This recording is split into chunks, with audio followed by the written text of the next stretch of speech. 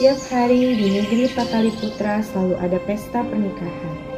Pengantin prianya tak pernah berubah. Ialah seorang raja yang bernama Prabu Eswaryapala. Ia menikahi setiap gadis berbeda setiap harinya. Gadis di negeri ini sudah habis. Lantas, siapa yang esok akan dinikahi oleh Prabu? Hanya tersisa satu gadis. Ya, hanya tinggal dia Tantri, anakmu Patih Nitibandeswarya.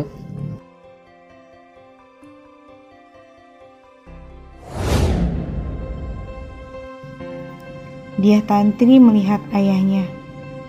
Patih Nitibandeswarya sedang melamun.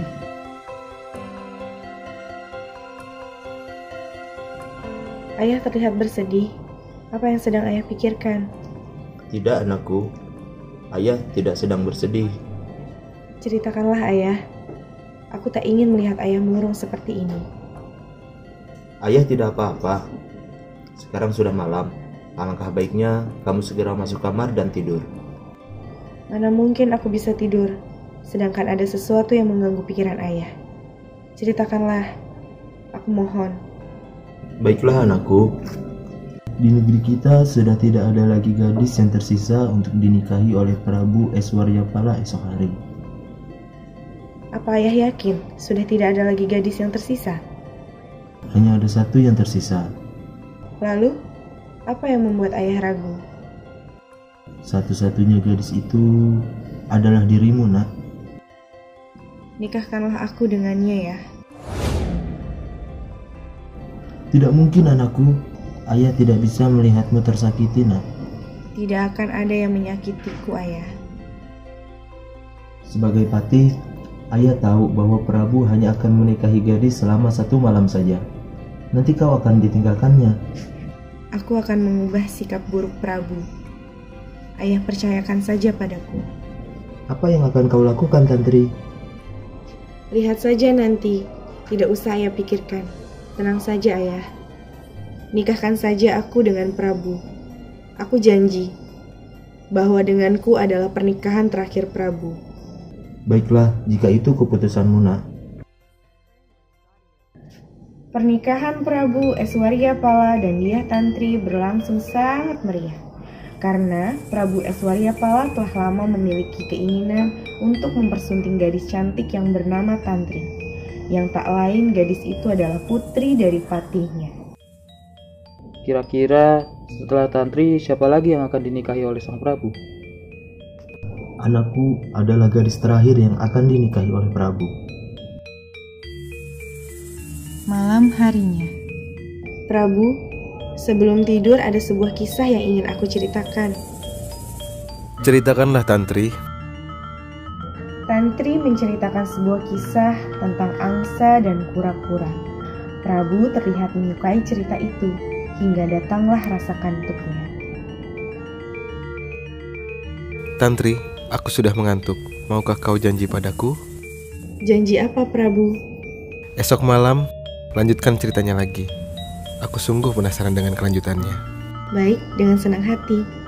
Keesokan harinya. Umumkan pada seluruh negeri, hari ini tidak akan ada pernikahan. Syukurlah, Tantri berhasil menepati janjinya. Setiap malam, Tantri menceritakan sebuah kisah binatang hingga membuat Prabu Eswaryapala penasaran akan kelanjutan kisahnya. Kisah apa yang akan kamu ceritakan malam ini? Kali ini, aku akan menceritakan kisah 3 ikan bersaudara. Di sebuah telaga yang bersih dan jernih airnya, tinggallah 3 ekor ikan bersaudara. Ikan yang tertua bernama Anagatawidata, yang tengah bernama Pradyumnamati, dan yang bungsu bernama Bawisya. Kakek, apa benar esok akan masuk musim kemarau? Ya, sepertinya begitu.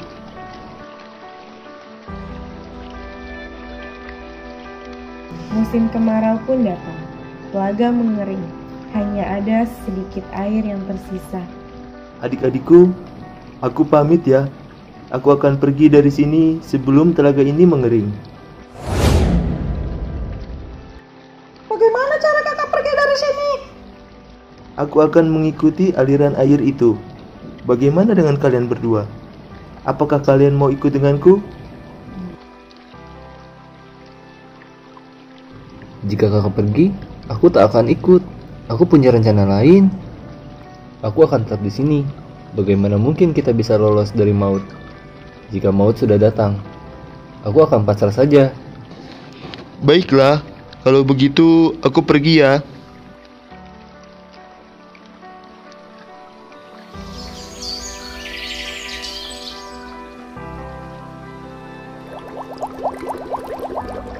Anagatawidata tiba di sebuah sungai yang bersih.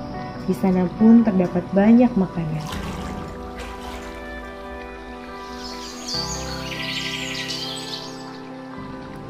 Sepertinya di sini tempat yang cocok untuk memancing ikan.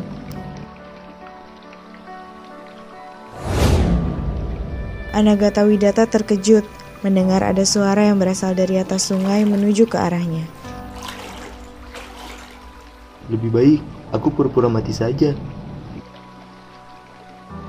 Sepertinya ikan ini mati karena sudah aku aduk-aduk.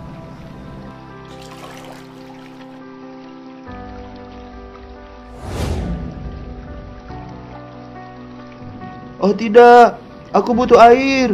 Aku butuh air. Nelayan itu berjalan menuju telaga yang mengering, yang letaknya tak jauh dari sungai. Bertahanlah Brawisya. Nelayan itu menuju ke sini. Sesak sekali, Kak. Rasanya aku sudah siap untuk pergi. Jangan bicara begitu. Kamu harus bertahan.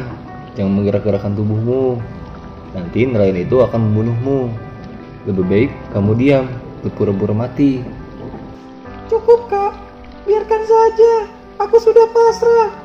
Aku sudah tidak kuat lagi. Jangan mudah menyerah. Kita berusaha saja dulu. Rupanya masih ada ikan yang belum mati.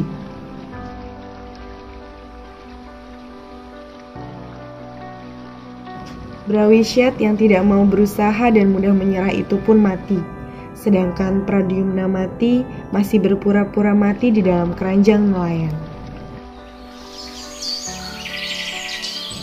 Tak jauh dari telaga yang mengering itu terdapat tempat air yang mengalir. Di sana biasanya para nelayan mencuci ikan yang sudah mati. Tahan, sebentar lagi. Saat nelayan itu mencuci Pradyumnamati, ia menjalankan siasatnya. Ya, inilah saatnya.